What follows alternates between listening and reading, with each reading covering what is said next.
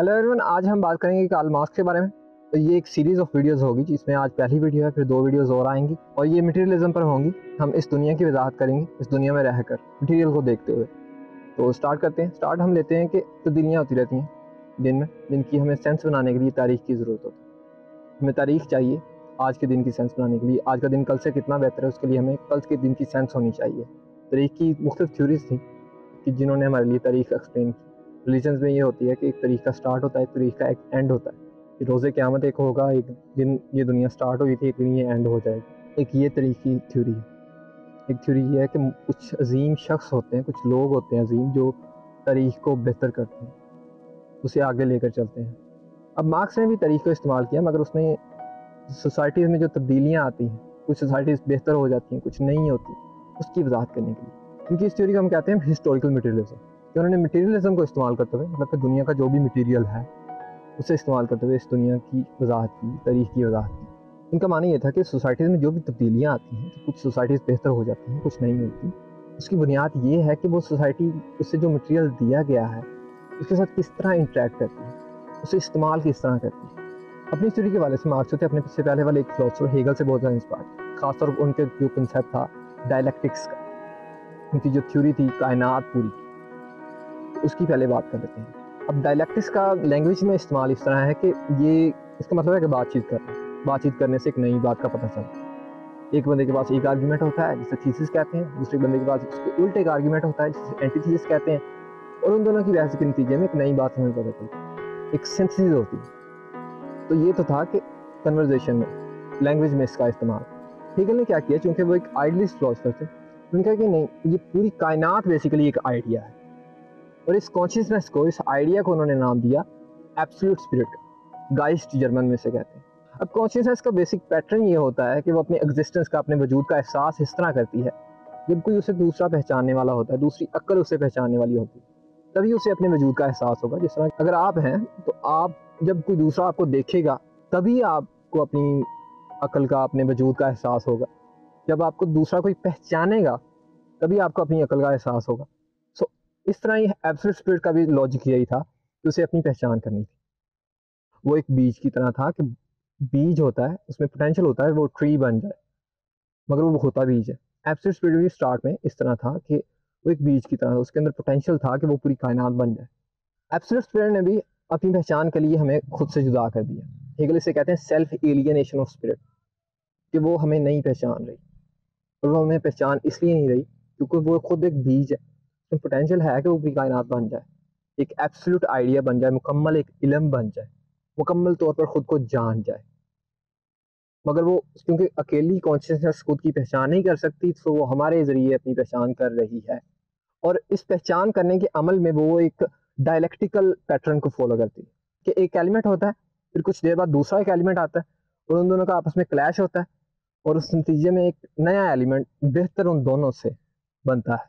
Hegel के लिए पूरी हिस्ट्री में यही हो रहा था, at the level of human, at the level of societies, मुआशरों के लेवल पर और मुल्कों के लेवल पर, सल्तनतों के लेवल पर यही हो रहा था कि एक सोसाइटी होती है, फिर वो काम नहीं सही कर रही होती, उसमें कुछ खामियां होती हैं, एक बेहतर सोसाइटी उस पर अटैक करती है, और उस क्लैश के नतीजे में जो पुराने वाली सोसाइटी है वो अपनी सकाफत को महफूज भी करती है, मगर वो बेहतर भी हो जाती है, उसमें कुछ दूसरी सोसाइटी के एलिमेंट्स भी आ जाते हैं। और ये तज़ाद हमें हर जगह नजर आता है। इसकी आम मिसाल हमें अपनी ज़िंदगी में भी नज़र आएगी कि अगर आपने ज़िंदगी में आगे बढ़ना है तो आपको एक तज़ाद चाहिए, एक कॉन्ट्राडिक्टरी एलिमेंट चाहिए अपनी ज़िंदगी में, फिर ही आप आगे बढ़ेंगे। अपनी ज़िंदगी को मतलब देने के लिए हमें एक कॉन्ट्राडिक्टरी एलिमेंट चाहिए होता है। सो ये जो हम अपनी ज़िंदगी को मतलब दे रहे हैं, या सोसाइटीज़ अपने आप को मतलब दे रही हैं, ये बेसिकली एब्सोल्यूट स्पिरिट है जो अपनी पहचान कर रहा है। सो हमारी जो भी मटीरियल रियलिटी में तरक्की आती है, या जो भी वो है, वो बेसिकली सर्व कर रही है एक एब्सोल्यूट आइडिया को, उसकी खिदमत कर रही है, उसकी पहचान करवाने में उसकी मदद कर रही है आइडिया को। हमारी जो मटीरियल रियलिटी है, ये हेगल का कॉन्सेप्ट था। अब मार्क्स ने हेगल की ये थ्योरी पढ़ी और उसने ये रियलाइज़ किया कि एक चीज़ थी जो हेगल की थ्योरी एक्सप्लेन नहीं कर रही थी, कॉन्ट्राडिक्शन थी जो माशरों में हल नहीं हो रही थी, पूरी दुनिया में वो कॉन्ट्राडिक्शन कॉमन थी, और वो थी क्लास डिवीजन की। कि माशरे में एक तबका था कि जिसकी कॉन्शियसनेस बढ़ गई थी, और एक तबका था जिसकी कॉन्शियसनेस वहीं अटकी हुई थी, वो अभी भी जानवरों वाली ज़िंदगी गुजार रहा था, और ये कॉन्ट्राडिक्शन हल नहीं हो रही थी। दूसरी बात ये कि हेगल की ये थोड़ी आम इंसान की ज़िंदगी को एक्सप्लेन नहीं करती, मजदूर की ज़िंदगी को एक्सप्लेन नहीं करती, जो इंसान चीज़ों को बना रहा था, मुआशरों को बना रहा था, उसकी ज़िंदगी को एक्सप्लेन नहीं करती, जो इंसान खुद को पहचान रहा था, अपनी अकल को पहचान रहा था, अपनी अजमत को पहचान रहा था कि वो किस तरह नेचर से, फितरत से मुख्तलिफ है, एक निशानी दे रहा था अपनी, उसकी ज़िंदगी को एक्सप्लेन नहीं करती थी। अब इंसान की अजमत से क्या मुराद है, इसकी थोड़ी सी मिसाल ले लेते हैं। फ़र्ज़ करें ये मेरे पास फितरत है, ये नेचर, अब ये अपने आप में ऐसे ही रहेगा सदियों तक, इससे कुछ ना होता अगर इसे कोई इंसान टच ना करता। फिर किसी दिन एक इंसान ने एक आइडिया सोचा, एक अकल सोची, उसने अकल लड़ाई और उसने इससे एक ईंट बना दी। ठीक है, ईंट बनाई और उसके बाद हमें उस ईंट के ज़रिए हमें नज़र आता है किस तरह फिर आगे चीज़ें बढ़ती गई। हिस्ट्री का कि ये भी है कि ये विटनेस करती है चीज़ों का इस्तेमाल, हमें पता चलता है तरीक़ से कि हम उन्हें कितना इस्तेमाल कर सकते हैं, कुदरत को इस्तेमाल करके किस तरह अपनी तारीख़ को बढ़ा सकते हैं। ये इंसान का एक काम था और जब वो चीज़ों को इस्तेमाल करता था फितरत की, तो उसे अपनी एक अज़मत का एहसास होता था। और यही इंसान की अज़मत है कि जब वो इससे एक ईंट बनाता है और जब हम उसे देखते हैं, उस ईंट को देखते हैं, तो हमें पहचान होती है, उसमें एक इंसान की इम्पोर्टेंस नज़र आती है। जो भी हम चीज़ मुआशरे में देखते हैं उसमें हमें इंसान की एक पहचान होती है, उसकी अज़मत की पहचान होती है, उसकी अहमियत की पहचान होती है। और ये था मार्क्स का अज़मत का कॉन्सेप्ट। और ये एक कॉन्ट्रडिक्शन थी कि एक इंसान एक चीज़ बना रहा था और वो अपनी अज़मत को पहचान नहीं रहा था कि उसकी कितनी इम्पोर्टेंस है एक सोसाइटी में। उसे ना वो इम्पोर्टेंस सोसाइटी में मिल रही थी, ना उसे वो एक रुतबा मिल रहा था सोसाइटी में, और उसकी वजह ये थी कि क्लास डिवीजन थी। ये मार्क्स के लिए थी एक कॉन्ट्रडिक्शन, जिसकी वजह से उन्होंने हेगल की थ्योरी को उल्ट दिया और उन्होंने कहा कि ये हम कोई आइडिया को सर्व नहीं कर रही होती हमारी मटीरियल रियलिटी, बल्कि हमारे जो आइडियाज़ होते हैं वो हमारी मटीरियल रियलिटी को सर्व कर रहे होते हैं। बस करें कि हमें अगर एक आइडिया आया कि हम इससे ईंट बनाएं, तो उस आइडिया ने हमारी मटीरियल रियलिटी को सर्व किया। ये थी मार्क्स की थ्योरी कि आइडियाज़ जो होते हैं वो मटीरियल रियलिटी को सर्व करते हैं, उसे बनाने के लिए होते हैं, उसके लिए होते हैं। इंसान ने बेसिकली प्रोडक्शन के लिए, अपनी हालत को बेहतर करने के लिए आइडियाज़, कॉन्शियसनेस बनाई, अकल बनाई। और इसमें फिर वो जो क्लास डिवीजन का एक तजाद है मुआशरे में, वो एक्सप्लेन करते हुए बताते हैं कि जो लोग काम कर रहे होते हैं मुआशरे में, चीज़ें बना रहे होते हैं जिनकी अहमियत होनी चाहिए, वो लोग गरीब होते हैं, और जो लोग उनका इस्तेहसाल कर रहे होते हैं, उनसे काम ले रहे होते हैं, वो लोग अमीर होते हैं, वो लोग मुआशरे की अपर क्लास होते हैं। तो गरीब को लगता है कि जिस सिस्टम में भी वो रह रहा है वो उसकी बेहतरी के लिए काम कर रहा है, मगर असल में सिस्टम जो होता है वो सिर्फ अपनी बेहतरी के लिए काम कर रहा हो। सो इस तजाद के होने के बावजूद कोई भी सोसाइटी चलती कैसे? अपर क्लास जो होती है, जिसकी मटीरियल कंडीशन ठीक होती है, क्योंकि उसके पास फ्री टाइम होता है, सो वो डिसाइड करती है कि मुआशरे में कितनी अकल होगी, मुआशरे में कौन से नॉर्म्स होंगे, कौन सी वैल्यूज़ होंगी, और कौन सा कल्चर होगा, कौन सा रिलीजन चलेगा, किस तरह रिलीजन चलेगा, और हिस्ट्री क्या होगी। ये सारी चीज़ें वो डिसाइड करती है अपर क्लास, और वो उन्हें इस तरह डिज़ाइन करती है कि गरीब कभी भी अपनी अहमियत को ना पहचान सके, अपने आप को ना एक काम में पहचान सके, और गरीब इस तरह पिसता रहता है। गरीब फिर जितनी उसे अकल होती है, उसे समझाने के लिए फिर थ्योरीज अपने लिए बनाता है छोटी मोटी, कि वो ये सब डिज़र्व करता है, ये दुनिया वैसे भी फ़ानी है, या और कुछ ऐसी चीज़ें खुद को सुनाता है। और उसकी जो भी अकल बनेगी मुआशरे में वो गलत होगी, क्योंकि वो उसने खुद ने डिसाइड नहीं की, जो कि उसे होनी थी डिसाइड चीज़ों की पहचान करने से, क्रिएटिव बनने से, चीज़ें प्रोड्यूस करने से। वो उसकी अकल डेवलप नहीं हुई। जो भी उसकी अकल डेवलप होती है, एंगल जो मार्क्स के एक दोस्त हैं, वो उस अकल को फाल्स कॉन्शियसनेस कहते हैं कि ये गलत अकल है। इस तरह मार्क्स ने ये डिफ़ाइन किया कि हालात जो बंदे के होते हैं वो डिफ़ाइन करते हैं कि वो कितना सियाना होगा। यही वजह है कि जो भी मुआशरे आए हैं वो कभी भी अपने हर बंदे की हर ज़रूरत को पूरा नहीं कर सके, चाहे जितने भी वो अच्छे रहे हैं। अभी भी जितने भी मुआशरे हैं वो अपने हर बंदे की हर ज़रूरत को पूरा इसलिए नहीं कर सके क्योंकि मुआशरे में एक तज़ाद है। एक क्लास हमेशा से अपने आप को ज़िंदा रखने के लिए जिद्दोजहद करती है दूसरी क्लास से। मार्क्स कम्युनिस्ट मैनिफेस्टो में लिखते हैं कि the history of hitherto society is the history of class struggle. Class struggle जो होता है वो अभी तक हिस्ट्री को चलाता आया है। मार्क्स के मुताबिक कोई भी मुआशरा जो है वो दो चीज़ों से मिलकर बनता है, एक होती है बेस और एक होता है सुपरस्ट्रक्चर। बेस किसी भी सोसाइटी की बुनियाद होती है। बेस का मतलब है कि इकोनॉमिक बेस, कि वो माशी तौर पर मुआशरा कैसे चलेगा। अब बेस में जो होती हैं वो दो चीज़ें आ जाती हैं, एक पैदावारी ताकतें होती हैं, फोर्सेज ऑफ प्रोडक्शन, और दूसरा वो जो लोग उस दौर में जिंदा रह रहे होते हैं। अब फोर्सेज ऑफ प्रोडक्शन में मजीद दो चीज़ें आ जाती हैं, जिसमें एक आती है मीन्स ऑफ प्रोडक्शन, के जरिए जो होंगे जिनसे प्रोडक्शन होगी, tools, raw materials, factories, tractor, इस तरह की चीज़ें। और दूसरी चीज़ जो होती है वो लेबर होती है। देखें, बेस पर लेबर है, ह्यूमन लेबर, जो इंसानी लेबर उन टूल्स को इस्तेमाल करके पैदावार करेगी। कोई भी मुआशरा तब तक चलता है जब तक वो अपनी बेस को डिफेंड करता है, उसका दिफा करता है, उसे बेहतर करता रहता है, उसका इस्तेहसाल कम करता है, और उसे बेहतरी की तरफ ज़्यादा लेकर जाता है। और जब वो ये सब नहीं कर पाता तो कोई दूसरा मुआशरा जिसमें बेस बेहतर होती है वो उस पर अटैक करता है और वो मुआशरा जो पुराने वाला है वो बेहतर हो जाता है। सी डायलैक्टिकल मोशन चल रही है यहाँ पे भी कि एक मुआशरा था वो सही काम नहीं कर रहा, उससे एक बेहतर मुआशरा है वो दूसरे पर अटैक करता है और उस नतीजे में जो पहले वाला मुआशरा वो बेहतर हो जाता है। इसकी मिसाल के तौर पर आप ईस्ट इंडिया कंपनी का बरसीर पर हमला किस तरह वो अटैक किया उन्होंने और हमारा मुआशरा बेहतर हुआ, ये देख लें। और दूसरी चीज़ जो होती है वो सुपर स्ट्रक्चर होती है। अब सुपर स्ट्रक्चर जो होता है ना वो बेस को किसी मुआशरे की बेस को डिफेंड करने के लिए, उसका दिफा करने के लिए, उसे चलाए रखने के लिए होता है। सुपर स्ट्रक्चर में वो सारी फिल्में हो जाती हैं जो कि अपर क्लास जो होती है वो गरीब को करवाती है, जिस तरह कि तू ये सब डिज़र्व करता है, इस तरह ही होता है। इसमें आर्ट, कल्चर, रिलीजन, फिलॉसफी आ जाता है। ये सारी चीज़ें जो होती हैं वो बेस को डिफेंड करती हैं। सो इस तरह मुआशरे जो हैं वो बेहतर हो रहे हैं। पहले गुलाम होते थे, फिर उसके बाद मज़दूर हो गए, बादशाहों को सर्व करने लग पड़े और उस अब हमारे पास आ गया है सरमायादारी निज़ाम, जिसमें उसके बाद अपनी मजदूरी के हवाले से एक आज़ादी है। मगर मार्क्स के लिए ये निज़ाम भी ख़त्म हो जाएगा क्योंकि इसकी बुनियाद पर कॉन्ट्राडिक्शन है, ये बना ही तज़ाद पर है। चलता किस तरह ये कि एक मज़दूर होता है वो अपनी मजदूरी को बेचता है एक सरमायादार को, कैपिटलिस्ट को। मज़दूर जो होता है वो उसके लिए एक प्रोडक्ट बनाता है और सरमायादार वो प्रोडक्ट को बेचता है। उस बेचने के बाद जो उसे वैल्यू मिलती है पैसे की शक्ल में, वो उसमें से कम वैल्यू मजदूर को देता है और जो वैल्यू बचती है सरमायादार को वो प्रॉफिट होती है। सरमायादारी निज़ाम चलता ही प्रॉफिट की बेस पर है। सो ये कॉन्ट्राडिक्शन है कि मजदूर जितनी वैल्यू डाल रहा है चीज़ में उसे उतनी वैल्यू नहीं मिल रही, उससे कम वैल्यू मिल रही है। और सरमायादार जिसने जस्ट एक सेटअप लगाया है वो जस्ट उसके बाद कोई काम नहीं करता। अब इस निज़ाम का सबसे बड़ा ड्रॉबैक ये है कि इंसान के अंदर जो एक एलियनेशन का एहसास था जिसकी वजह से वो अपनी पहचान करता था, चीज़ें बनाकर खुद को पहचानता था, अपनी अजमत को पहचानता था, वो और ज़्यादा बढ़ जाता है। किस तरह? इंसान 4 तरीके से इस निज़ाम में एलियनेट होता है कि 4 तरीक़ों से वो इस दुनिया को, खुद को नहीं पहचानता। पहली चीज़ जिसे वो नहीं पहचानता वो होती है कुदरत, कि वो फितरत को नहीं पहचानता। इस निज़ाम में क्या होता है कि इंसान की सारी ज़रूरियात पैसे में सिमट जाती हैं, कंसंट्रेट हो जाती है कि पैसा ही होता है जो आपकी हर ज़रूरत को पूरा कर सकता है। मार्क्स 1844 वाले मैन्युस्क्रिप्ट में लिखते हैं कि मैं चाहे बेअक्ल हूँ, मुझे अकल नहीं है, मगर मैं क्या करता हूँ कि मैं पैसों से अकल को ख़रीद सकता हूँ। मैं खूबसूरत नहीं भी हूँ तो मैं पैसों से खूबसूरती को ख़रीद सकता हूँ। इस निज़ाम का चक्कर ये है। इस निज़ाम में इंसान क्या करता है कि वो चूँकि उसकी सारी ज़रूरियात पैसे में सिमट गई हैं तो वो कुदरत को भी एक एज़ अ ज़रूरत नहीं समझता, उसे भी एज़ अ कमोडिटी देखता है कि उससे पैसा कैसे निकलेगा। इसकी मिसाल ऐसे लेने के एक ब्लॉगर है कि वो कुदरत के सीन्स जो हैं वो कैप्चर करके एक कैमरे पर वो इंटरनेट पर डालता है और उससे वो पैसे कमाता है। अब वो जब भी कहीं जाएगा कुदरत में, एक सनसेट को देखेगा तो वो ये नहीं देखेगा कि यार उसे किस तरह ये अच्छा लग रहा है। वो जो भी सीन देखेगा, सनसेट को देखेगा, वो एनालाइज करेगा कि यार ऑडियंस को कैसा लगेगा, ये व्लॉग में कैसा रहेगा ये। सो वो नेचर को पहचानेगा नहीं, उससे दूर हो जाएगा नेचर से, क्योंकि वो उसे सिर्फ पैसे के तौर पर देख रहा है। दूसरी चीज़ इंसान जो नहीं पहचानता वो दूसरे होते हैं कि दूसरों को इंसान के तौर पर नहीं देखता।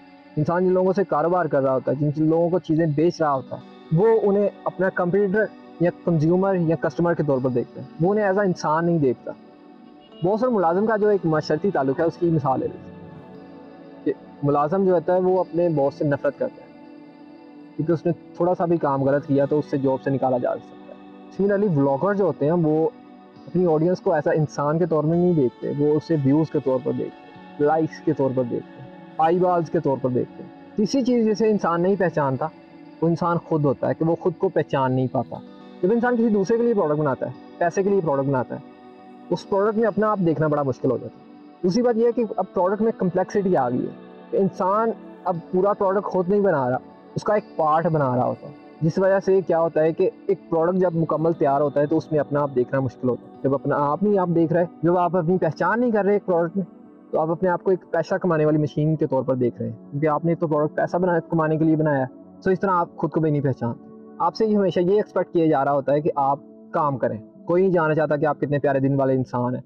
और लास्टली जो एलियनेशन होती है वो होती है अपने काम से, अपनी मजदूरी से आप ना आशना हो जाते हैं, उसे पहचान नहीं पाते। आप जो भी प्रोडक्ट बना रहे हैं उस पर आपकी ना तो मलकियत है, ना आपको पता ये किस लिए बना रहे हैं, सिवाय पैसे के। एक रीज़न आपके लिए पैसा होती है मगर इट्स नॉट इनफ। आपको ये नहीं पता किसने इसका इस्तेमाल करना है, सोसाइटी पर इसका मुस्बत असर क्या होगा, कि आपकी अहमियत को किस तरह ये उजागर करेगा, आपको इसका आइडिया नहीं, ये देखना मुश्किल हो जाता है प्रोडक्ट। जब आप एक प्रोडक्ट आपकी अहमियत को उजागर नहीं कर रहा, आपकी एक अज़मत को उजागर नहीं कर रहा, तो फिर अपनी मज़दूरी में एक पॉइंट देखना भी मुश्किल हो जाता है कि व्हाट्स द पॉइंट, क्या मतलब है ये काम करने का। मिसाल के तौर पर मेरे पास ये एक सफ़ायर का बैग है। अब मिसाल ले लेते हैं, फ़र्ज़ कर लेते हैं एक थॉट एक्सपेरिमेंट के तौर पर कि ये किसी नसरीन ने सफ़ायर की किसी फैक्ट्री में बनाया। अब नसरीन ने जो जो बैग बनाया, फ़र्ज़ कर लेते हैं और थोड़ा सा एक्सपेंड करते हैं मेरे थॉट को के उसने ये 100 बैग बनाने थे डेली, उसका ये गोल था। तो वो जल्दी थी एक उसे प्रोडक्ट ये बनाने में, तो उसने फिर इसकी सिलाइयों पर भी ज़्यादा ध्यान नहीं दिया। अगर आप गौर से देखें तो इसकी सिलाइयाँ भी ठीक से नहीं लगी हुई। अब मिसाल के तौर पर अगर ये बैग उसने खुद के लिए बनाया होता तो वो उस पर बड़ा ध्यान देती, इसे थोड़ा सा एस्थेटिक भी करती, खूबसूरत भी बनाती। क्योंकि ये बैग उसने अपने लिए नहीं बनाया, सिर्फ पैसे के लिए बनाया, तो उसने जस्ट रफा दफा किया काम को कि बस काम हो जाए। इस बैग में भी वो अपना आप नहीं देख सकती, क्योंकि उसने उसने हज़ारों बनाए हैं और सिर्फ पैसे के लिए बनाए हैं, अपना आप देखने के लिए बनाए ही नहीं, एक क्रिएटिविटी डाली ही नहीं, एक स्टैंडर्ड प्रोसीजर को फॉलो किया उसने। तो इस तरह आप अपनी मजदूरी से भी एलियनेट हो जाते हैं। एक और बात इस प्रोडक्ट में ये थी कि इस प्रोडक्ट में उसका काम सिर्फ ये था कि उसने सिर्फ ये सिलाइयाँ लगानी हैं। उसे नहीं पता ये कपड़ा कहाँ से आया, ये तनियाँ कहाँ से आई हैं और मशीन कहाँ से आई जिस पर वो बना रही है। उन सब चीज़ों से वो एलियनेटेड है, उनकी पहचान नहीं कर सकती वो। हो सकता है कि ये बैग एक 100 लोगों ने बनाया हो टोटल, इन टोटल मशीनें डालकर और मार्केटिंग की टीम डालकर, सब कुछ डाल के। अब जब इतने सारे लोग एक प्रोडक्ट को बना रहे हैं, तो पहले तो उसमें अपना आप देखना मुश्किल हो जाता है। दूसरी बात ये है कि जब वो प्रोडक्ट मार्केट में आता है, तो ये बताना, ये पॉइंट आउट करना बड़ा मुश्किल हो जाता है कि ये किसने बनाया, किस इंसान ने बनाया। एक इंसान की अज़मत, इंसान की लेबर, उसकी मेहनत, उसमें देखना मुश्किल हो जाता है। जब आप एक प्रोडक्ट में इंसान नहीं पहचान पाते, तो बड़ा आसान होता है कि उसमें हम जादुई ताकत डाल दें। हम अज्यूम कर लें कि इसे इंसानों से एक ऊपर वाली किसी चीज़ ने बनाया है। एक सुपर पावर दे देते हैं हम प्रोडक्ट्स में। ब्रांड क्या करता है कि इस एम्बिग्विटी को इस्तेमाल करता है, इस कन्फ्यूजन को इस्तेमाल करता है, इस ना पहचानने के अमल को इस्तेमाल करता है और उस प्रोडक्ट पर अपना लेबल डाल देता है, जिस तरह की इस प्रोडक्ट पर हम देख रहे हैं। और हम लोग फिर क्या करते हैं, अज्यूम करते हैं कि ये ब्रांड इंसानों ने नहीं बनाया, बल्कि उनसे ऊपर किसी चीज़ ने बनाया। एक जादुई पावर डाल देते हैं हम एक प्रोडक्ट में, एक ब्रांड में। मार्क्स इस फिनोमेना को कमोडिटी फैटिशिज्म कहते हैं। कमोडिटी का मतलब प्रोडक्ट, तो प्रोडक्ट का फैटिशिज्म। फैटिश का मतलब होता है कि आप सुपर पावर डाल देते हैं। जिस तरह के हिंदुइज्म में हम देखते हैं कि लोग बुतों में एक डाल देते हैं सुपर पावर कि ये मेरी मुश्किलें आसान करेगा, ये मुझे ठीक करेगा, ये मेरी ज़िंदगी बेहतर करेगा। अब होते तो वो मिट्टी के बुत ही हैं, मगर उसमें अपने जहन से वो एक सुपर पावर डाल देते हैं कि ये मेरी मुश्किलें ठीक करेगा। ये फैटिश होती है। मार्क्स ने कहा कि ये कमोडिटीज़ में भी आ गई है। कमोडिटी फेटिशिज्म की मिसाल ऐसे ले लें कि आप अगर कोई कपड़े लेने जाते हैं बाज़ार में, कोट लेने जाते हैं, क्यों लेते हैं? कोई बंदा अगर कहता है कि यार अगर ये मुझे ड्रेस नहीं मिला, तो मेहंदी में ये ड्रेस नहीं पहना मैंने, तो मैंने मेहंदी में जाना ही नहीं। क्यों वो ऐसा सोचता है? क्यों ऐसा बंदा सोचता है कि ये ड्रेस मैंने नहीं पहना तो मेरी पर्सनैलिटी नहीं बननी, मैं अच्छा नहीं लगूंगा, मैं अच्छा इंसान नहीं लगूंगा। अगर एडिडास के जॉगिंग वाले शूज़ ना होए तो मैं तो रनिंग नहीं कर सकता। क्यों ऐसा इंसान सोचता है? मार्क्स कहते हैं कि ये पागलपन इसलिए है, कमोडिटी फेटिशिज्म वाला, क्योंकि हम एक प्रोडक्ट जो है उसके पीछे इंसान की लेबर की पहचान नहीं कर पाते। हम देख नहीं पाते कि ये किसी इंसान ने बनाया होगा, क्योंकि हम उन्हें उसमें एक जादुई पावर दे दी है। फेटिशिज्म की मिसाल अगर आपने घर के करीब देखनी है, तो आप हमारे दरबार देख लें, हमारे पॉलिटिकल लीडर्स देख लें, किस तरह उनमें लोग जो हैं जादुई पावर एक एसोसिएट करते हैं। पॉलिटिकल लीडर में कहते हैं कि ये हमें आज़ाद करवाएगा गुलामी से। दरबारों में जाते हैं तो वहाँ कहते हैं कि ये हमारी मुराद पूरी करेगा, हमारी डिज़ायर्स को पूरा करेगा। मार्क्स इसके लिए मज़हब की मिसाल देते हैं कि जिस तरह इंसान मज़हब में खुदा के साथ लौ लगाता है, खुदा के अहकामात को मानने की कोशिश करता है, उतना उसमें उसकी मैं मर जाती है, उसकी इंडिविजुअलिटी, उसकी इंफरादियत ख़त्म हो जाती है। कैपिटलिज्म में भी जितना आप एक प्रोडक्ट की बात मानते हैं, बात मानने से मतलब है कि जितना आप उसे बनाते हैं या जितना आप उसे खरीदते हैं, उतना आपके अंदर से अपनी एक सोच, अपनी इंफरादियत ख़त्म हो जाती है। आपकी सोच डेवलप नहीं हो पाती। वो ब्रांड डेवलप हो जाता है, मगर आप डेवलप नहीं होते। आपकी सोच वहीं रहती है अटकी हुई, पैसे पर। आपकी सारी दुनिया सिर्फ पैसे के गिर्द घूमती रहती है। अब मार्क्स का ये इसमें हल ये था इसका कि हम अपने इर्द गिर्द जो प्रोडक्ट्स हैं उनकी पहचान करना शुरू करते हैं, उनके पीछे जो ह्यूमन लेबर लगी होगी उसकी पहचान करना शुरू करते हैं। आज के दौर में ये करना थोड़ा सा मुश्किल है, क्योंकि प्रोडक्ट अब जो होते हैं वो एक ग्लोबलाइजेशन हो गई है प्रोडक्ट्स की। प्रोडक्ट मुख्तलिफ जगहों से मुख्तलिफ उसके पार्ट्स आ रहे हैं और फिर वो प्रोडक्ट तैयार हो रहा है। जिस तरह की ये मोबाइल है जिस पर मैं ये सब रिकॉर्ड कर रहा हूँ। अर्ली जो मार्क्स हैं वो एक ऑप्टिमिस्ट थे कैपिटलिज्म को लेकर, ये कि ये ख़त्म हो जाएगा और फिर इसके बाद एक नया दौर शुरू होगा तारीख का, एक नया निज़ाम आएगा सोसाइटीज़ में, कम्युनिज्म होगा जो, इसमें प्राइवेट प्रॉपर्टी किसी एक शख्स के पास नहीं होगी, क्लास नहीं होगी, क्लासलेस सोसाइटी होगी वो, और कम्युनिटीज़ के पास पावर होगी कि हर बंदे को उसकी ज़रूरत के मुताबिक जितना उसे चाहिए उतने रिसोर्सेज मिलेंगे। जब ये कॉन्ट्रडिक्शन क्लास डिवीजन वाली ख़त्म होगी फिर इंसान की असल तारीख शुरू होगी, फिर इंसान खुद को बनाएगा। वो जो आदमी का प्रोजेक्ट है मार्क्स का, वो है टोटल मैन का, कि पूरी कायनात की टोटलिटी की समझ आ जाए हमें। जिस तरह हेगल का था कि एब्सोल्यूट स्पिरिट अपनी पूरी पहचान कर ले, यहाँ पे मार्क्स का है कि पूरी कायनात की हमें एक इंसान को समझ आ जाए, मटीरियल रियलिटी में पूरी कायनात की समझ आ जाए, टोटलिटी की समझ आ जाए, टोटल मैन में सारी समझ आ जाए, पूरी रियलिटी की, पूरी मटीरियल रियलिटी की। सो ये था मार्क्स का कुछ ओवरव्यू। अब मार्क्स ने इकोनॉमिक्स पर बड़ा फोकस किया, स्टैटिस्टिक्स पर बड़ा फोकस किया, काम पर बड़ा फोकस किया कि काम में क्या ऐसी चीज़, क्या गलतियां हो रही हैं कि जो इंसान को अपनी ज़िंदगी बदलने नहीं दे रही, क्यों वो एक्सप्लॉइट हो रहा है, काम की वजह से वो एक्सप्लॉइट हो रहा है। अब इसमें सवाल ये उठता है कि काम जब इंसान नहीं कर रहा होता तब उसे कौन सी चीज़ रोक रही होती है अपनी ज़िंदगी बदलने से। मार्क्स से अगर 1 साल आगे हैं तो बहुत सारी तब्दीलियाँ आ चुकी थी, एक इंडस्ट्रियलाइजेशन जो थी वो बड़ी पीक पर जा रही थी, टेलीविज़न इंडस्ट्री आ गई थी, और ये ऐसी तब्दीलियाँ थी जो मार्क्स ने प्रिडिक्ट नहीं की थी। और अब ज़रूरत ये थी कि अगर हमें मार्क्स का जो प्रोजेक्ट है टोटल मैन का वो आगे लेकर चलना था, तो हमें ये समझने की बड़ी ज़रूरत थी कि जब बंदे की जो एवरीडे लाइफ है कि काम के बाद वो क्या कर रहा होता है ऐसा कि उसकी ज़िंदगी बदल नहीं रही होती। इसके बारे से बात करेंगे अगली वीडियो में।